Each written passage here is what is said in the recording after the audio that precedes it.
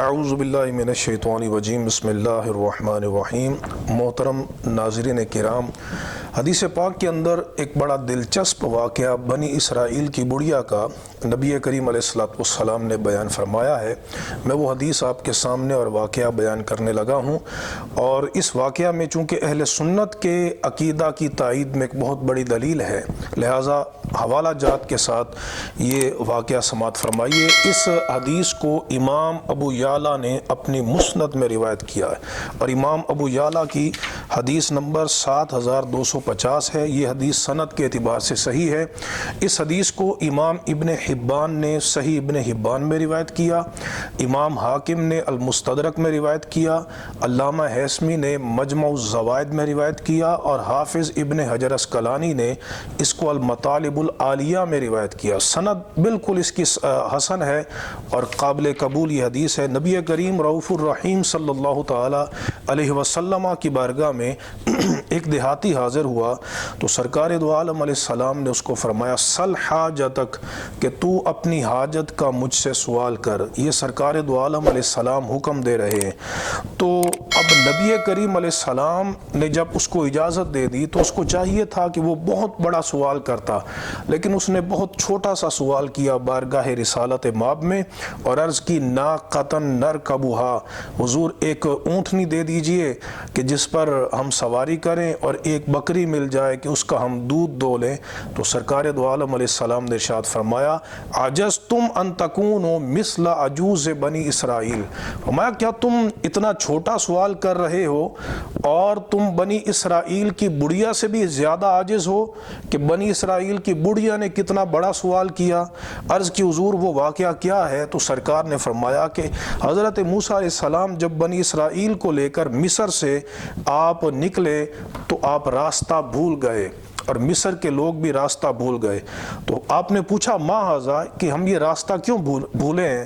تو علماء نے کہا کہ ان یوسف علیہ السلام لما حضرہ الموت اخذ علینا موثقا من اللہ، کہ حضرت یوسف علیہ السلام کے جب وصال کا وقت آیا تو آپ نے ہم سے ایک وعدہ لیا، پختہ وعدہ لیا کہ ہم مصر سے اس وقت تک نہیں جائیں گے جب تک حضرت یوسف علیہ السلام کا جسد خاکی آپ کی قبر مبارک سے نکال کر اپنے ساتھ نہ لے جائیں۔ تو حضرت موسیٰ علیہ السلام نے پوچھا، فَمَن يَعْلَمُ مَوْضِعَ قَبْرِي، حضرت یوسف علیہ السلام کی قبر کو کون جانتا ہے؟ تو انہوں نے جواب دیا، عجوز من بنی اسرائیل، فرمایا کہ علماء نے جواب دیا کہ بنی اسرائیل کی ایک بڑیا ہے، وہ حضرت یوسف علیہ السلام کی قبر کی جگہ کو جانتی ہے۔ تو حضرت موسیٰ علیہ السلام نے اس کی طرف بندہ بھیجا تو وہ آپ کی خدمت میں حاضر ہوئی۔ اس نے عرض کی کہ میں آپ کو حضرت یوسف علیہ السلام کی قبر کا پتہ دیتی ہوں، لیکن آپ مجھ سے ایک وعدہ کیجئے، یہ حدیث پاک میں موجود ہے۔ اس بڑیا نے حضرت موسیٰ علیہ السلام سے ایک سوال کیا اور آپ سے کہا، حتی تعطینی حکمی، جب تک آپ میری بات مجھے عطا نہیں کریں گے تو میں اس وقت تک حضرت یوسف علیہ السلام کی قبر کا آپ کو پتہ نہیں دوں گی۔ تو آپ نے فرمایا کہ وہ تیری جو بات ہے وہ کیا ہے؟ تو اس نے عرض کی، اکون معک فی الجنہ، کہ جس جنت میں آپ ہوں گے اس جنت میں آپ مجھے اپنے ساتھ رکھیں گے، یہ مجھ سے وعدہ فرمائیں تو میں آپ کو حضرت یوسف علیہ السلام کی قبر کے متعلق بتاتی ہوں۔ اس بڑیا نے تو حضرت موسیٰ علیہ السلام نے فَكَرِهَ أَن يُعْطِيَهَا ذَلِكَ، آپ نے اس کو یہ عطا کرنا ناپسند سمجھا کہ یہ میری جنت میں میرے ساتھ رہے۔ فَأَوْحَى اللَّهُ إِلَيْهِ أَنْ أَعْطِهَا حُكْمَهَا، تو اللہ نے حضرت موسیٰ علیہ السلام کی طرف وحی فرمائی، اے موسیٰ اس کو جو یہ مانگتی ہے اس کو عطا کر دو، اور اس کو تم اپنے ساتھ اپنی جنت میں جگہ دے دو۔ یہ وحی اللہ رب العزت نے فرمائی۔ بڑیا کتنا بڑا سوال کر رہی ہے حضرت موسیٰ علیہ السلام سے۔ حضرت موسیٰ علیہ السلام یہ نہیں فرما رہے کہ میں اس بات سے عاجز ہوں کہ میں تمہیں جنت عطا کروں اور جنت بھی اپنے درجے والی عطا کروں، اس بات سے میں عاجز ہوں، ہوں اپنے عجز کی بات نہیں کر رہے، بلکہ آپ اس بات کو ناپسند کر رہے ہیں کہ وہ میرے ساتھ میرے درجے میں رہے، تو اللہ تعالیٰ نے فرمایا کہ موسیٰ جو یہ مانگتی ہے تم اس کو عطا فرما دو۔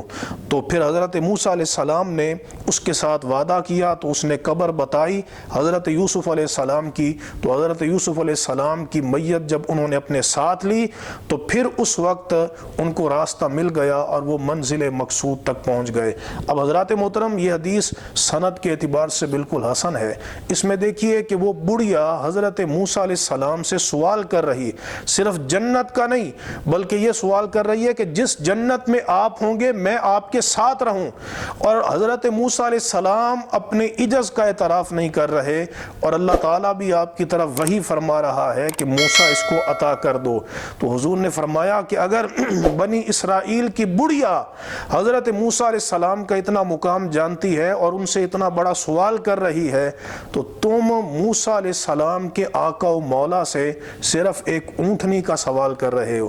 یہ حدیث اس باب میں بالکل واضح ہے کہ اللہ رب العزت کا نبی بے اختیار نہیں ہوتا، بلکہ اللہ تبارک و تعالیٰ کی عطا سے وہ تقسیم کرنے والا ہوتا ہے۔